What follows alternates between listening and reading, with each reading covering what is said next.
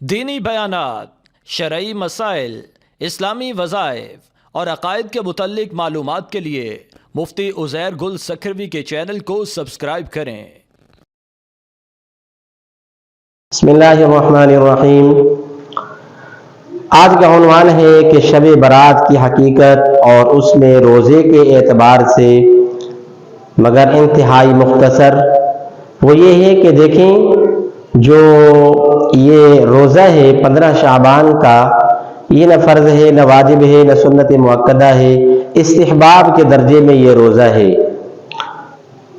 اگر کوئی رکھنا چاہے تو قابل ملامت نہیں ہوگا، اس کو یعنی کسی قسم کی لان تان نہیں کی جائے گی۔ اگر کوئی نہ رکھے تو اس پر بھی کوئی بات نہیں، اگر کوئی رکھتا ہے تو اس کو بھی کسی قسم کی کوئی بھی یعنی ناگوار بات نہیں کہی جائے گی کہ آپ نے یہ کوئی نیا کام کر دی یا آپ نے یہ کوئی بدعت کر دی۔ اگر رکھے تو رکھ سکتا ہے، مگر نیت کو ذرا چینج کرے تو زیادہ بہتر ہوگا۔ وہ یہ کہ آپ ایک نیت یہ کر سکتے ہیں کہ ایام 20 میں سے یہ بھی ایک روزہ ہے، 13ویں اور 14ویں اور 15ویں کا جو روزہ ہے اس کو ایام 20 کہتے ہیں، جو نبی علیہ الصلوۃ والسلام ہر مہینے کے یہ 3 روزے آپ رکھتے تھے۔ تو ایام 20 کی نیت کر لیں، یا پھر آپ کریم صلی اللہ علیہ وسلم یکم شعبان سے لے کر کے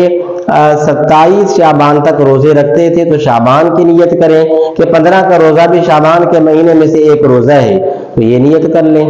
اور زیادہ بے غبار ایک چیز ہو جائے گی اور کسی قسم کا کوئی بھی شک شبہ نہیں ہوگا۔ باقی رہی یہ بات کہ اس رات کی عبادت کے متعلق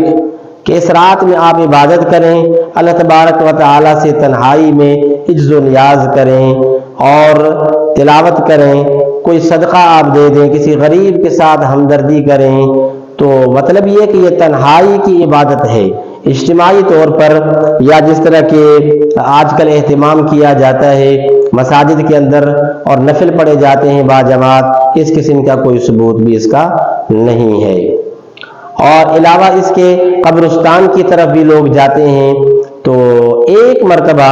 جنت البقیع آپ کریم صلی اللہ علیہ وسلم قبرستان کی طرف زندگی میں ایک مرتبہ تشریف فرما ہوئے تھے۔ اگر سنت کی اس اتباع کی نیت سے اگر کوئی قبرستان جاتا ہے 15 شعبان کی رات تو پھر وہ جا سکتا ہے، مگر اس کو معمول بنا لینا اور ہر سال کر لینا، اس کا کوئی ثبوت نہیں ہے، نہ کوئی ایسا کوئی حکم ہے۔ علاوہ اس کے پھر قبرستان جا کر کے لوگ جو ہیں وہاں نئے نئے بہت سارے کام، یہ پھول وغیرہ اس طرح، اور وہاں پر بتیاں جلانا اور یہ ساری نئے نئے کام جا کے کرتے قبرستان میں، ان چیزوں کا کوئی ثبوت نہیں ہے، اس سے اپنے آپ کو بچانا چاہیے۔ باقی اس رات کی بہت فضیلت ہے۔ آپ کریم صلی اللہ علیہ وسلم نے فرمایا، یہ سنن ابن ماجہ کے اندر بھی حدیث آتی ہے حضرت علی رضی اللہ تعالی عنہ سے کہ اللہ تبارک و تعالی آسمان دنیا پر نزول فرماتے ہیں اور اعلانات ہوتے ہیں کہ ہے کوئی انسان جو مجھ سے مغفرت طلب کرے تو اس کو معاف کر دوں، ہے کوئی انسان اگر روزی طلب کرے تو اس کو روزی عطا کروں، ہے کوئی انسان جو اپنی بیماری کے متعلق مجھ سے دعائیں مانگے، شفا مانگے، یا کوئی مصیبت زدہ ہے، کسی تکلیف کے اندر مبتلا ہے تو اس کی تکلیف کو میں دور کر دوں، اس طرح کے اعلانات ہوتے ہیں۔ اور ایک حدیث میں آیا کہ اللہ تبارک و تعالی اس رات میں اتنے لوگوں کی مغفرت فرماتے ہیں کہ جتنے قبیلہ بنی کلب کی بکریاں، جتنی ان کی بکریاں، یعنی بہت تعداد میں ان کی بکریاں تھیں، تو ان کی پیٹھوں پر جتنے بال ہیں اس سے زیادہ اللہ تبارک و تعالی لوگوں کو معاف کرتے ہیں۔ تو اس طرح جو ہے اگر انسان کوشش کرے، عبادت کرے تو انشاءاللہ اس کی مغفرت ہوگی۔ لیکن یاد رکھیں کہ کچھ ایسے انسان ہیں کہ ان کی مغفرت بھی اس رات کے اندر نہیں ہوتی ہے، جو عادی قسم کا شرابی ہے، جو مشرک ہے، جو کافر ہے، جو والدین کا نافرمان ہے، شلوار اس کی ٹخنوں سے نیچے ہے، تو اس قسم کے جو لوگ ہیں اور کینہ اور بغض عداوت رکھنے والے، تو ان کی اس رات میں مغفرت بھی نہیں ہوگی۔ اس لیے